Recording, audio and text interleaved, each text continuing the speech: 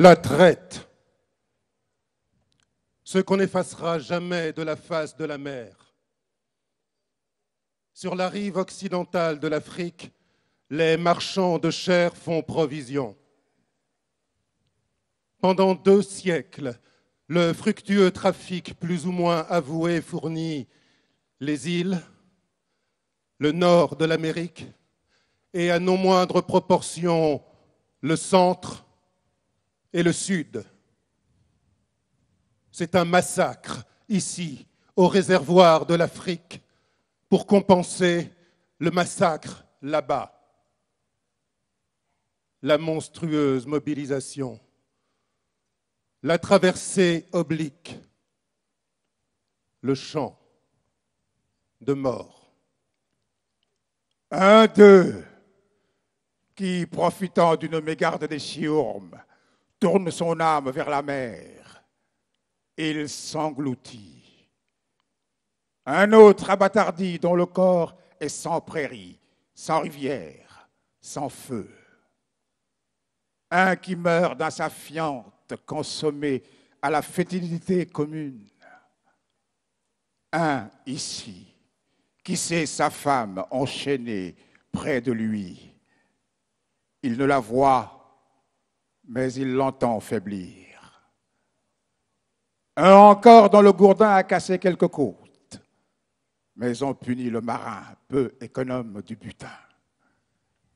Et un qu'emmène sur le pont, une fois la semaine, que ses jambes ne pourrissent. Un qui ne veut pas marcher, immobile en sa mort déjà, qu'on fait danser sur la tôle de feu.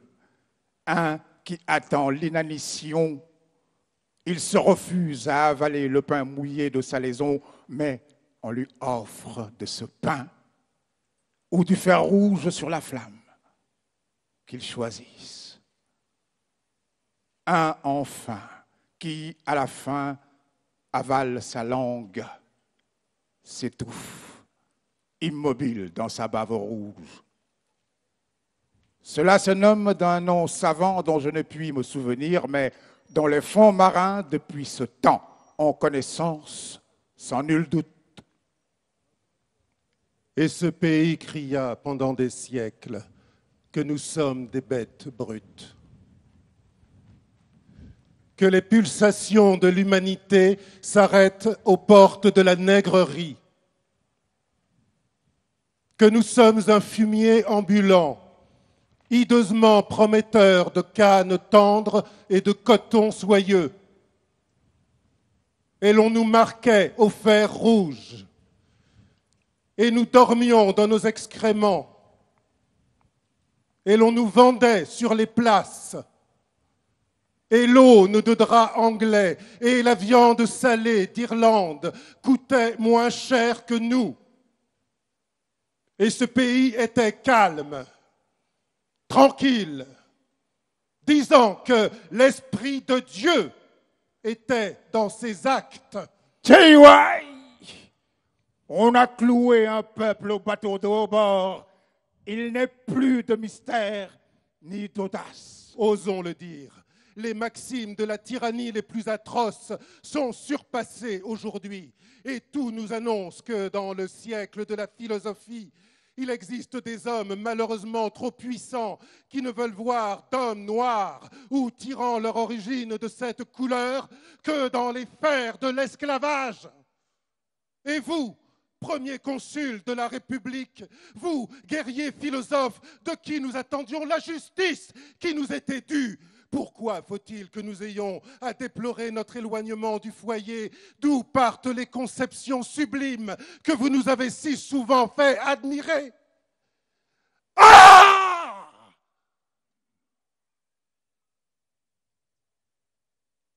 Citoyens de la Guadeloupe,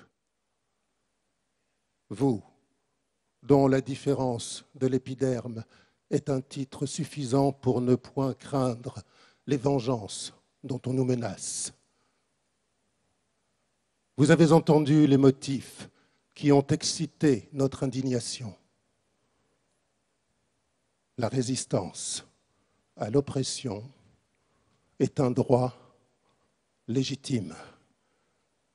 La divinité même ne peut s'offenser que nous défendions notre cause. Elle est celle de la justice et de l'humanité. Mais les faisant mon cœur, préservez-moi de toute haine. Ne faites point de moi cet homme de haine pour qui je n'ai que haine.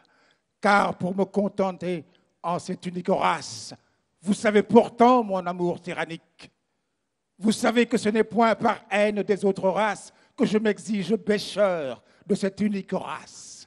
Que ce que je veux, c'est pour la faim universelle, pour la soif universelle, l'assommé libre enfin de produire en son intimité close la succulence des fruits.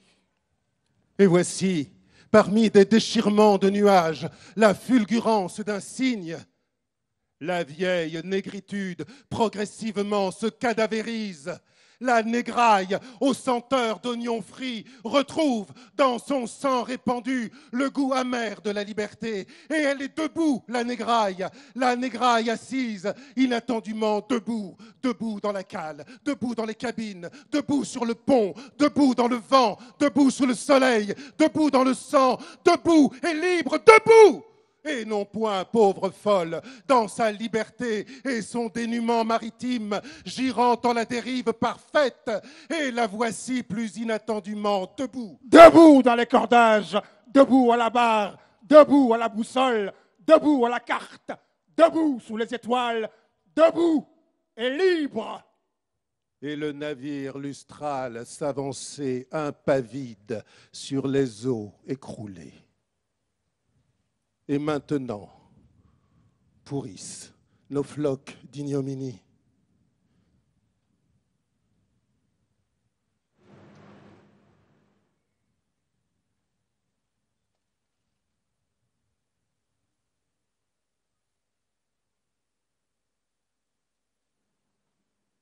Enroule-toi, vent, autour de ma nouvelle croissance.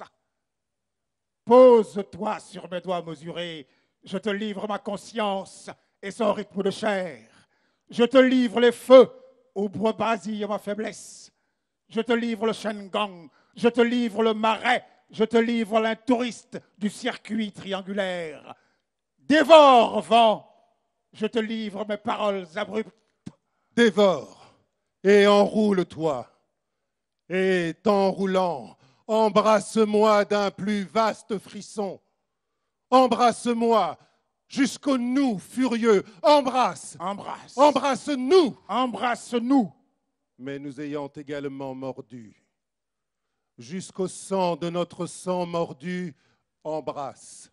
Embrasse. Ma pureté ne se lie qu'à ta pureté.